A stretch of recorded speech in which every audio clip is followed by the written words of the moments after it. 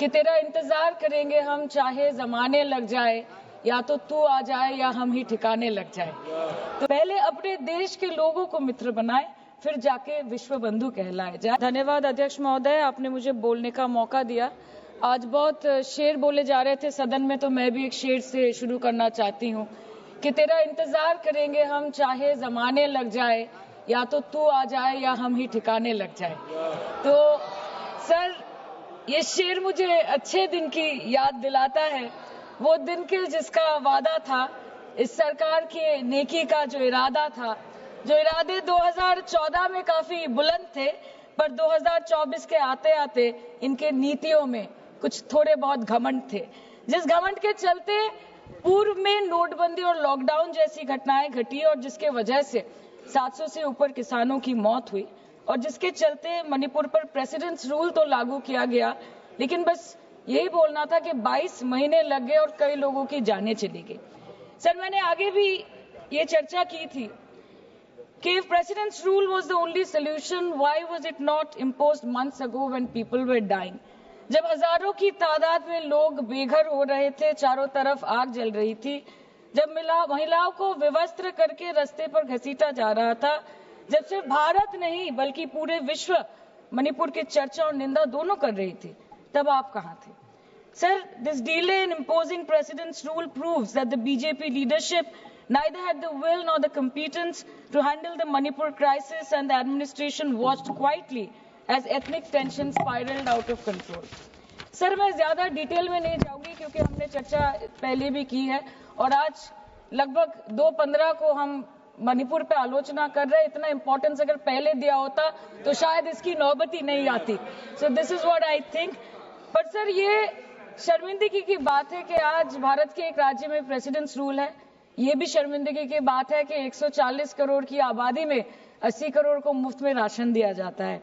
आज सर, लाखों नौजवान हैं जो बेकार बैठे हैं। 1 से 2% ऐसे लोग हैं जो सिर्फ टैक्स पेएबल के क्राइटेरिया में आते हैं, और बीजेपी है जो सब चंगासी का कुर्ता पजामा पहन के घूमते रहते हैं।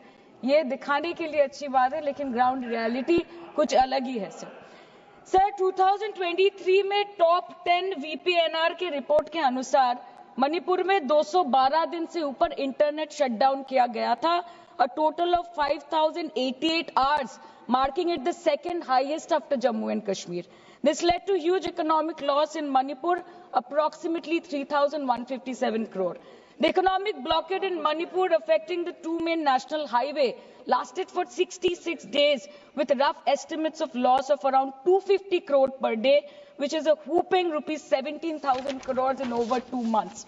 Over 67,000 people were forced to leave their homes and cramped up in only 360 relief camps.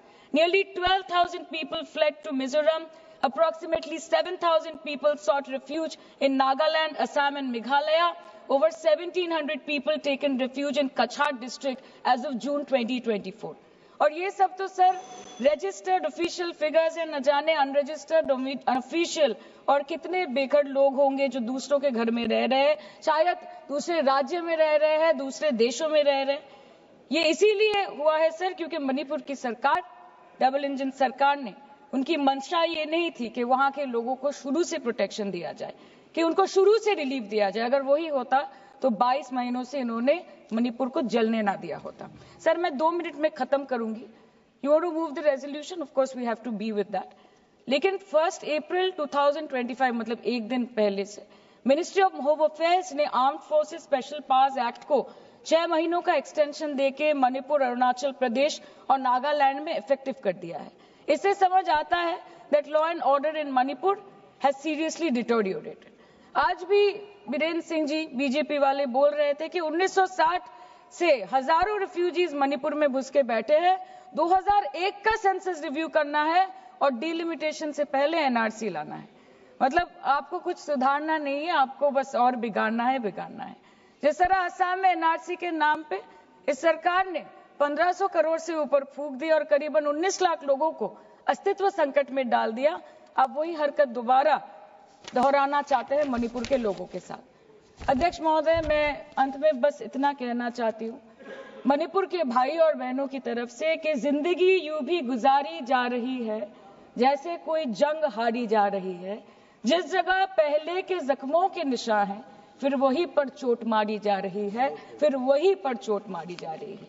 इसलिए आपके माध्यम से इस सरकार से मेरी यही अपेक्षा रहेगी कि मणिपुर के हालात में सुधार लाए, वातावरण में संतुलन लाए, पहले अपने देश के लोगों को मित्र बनाए, फिर जाके विश्व बंधु कहलाए जाए। That the Home Minister and the Prime Minister should work overtime and step outside their comfort zone to address the needs of the people and restore normalcy at the earliest in Manipur. Thank you, sir. Thank you.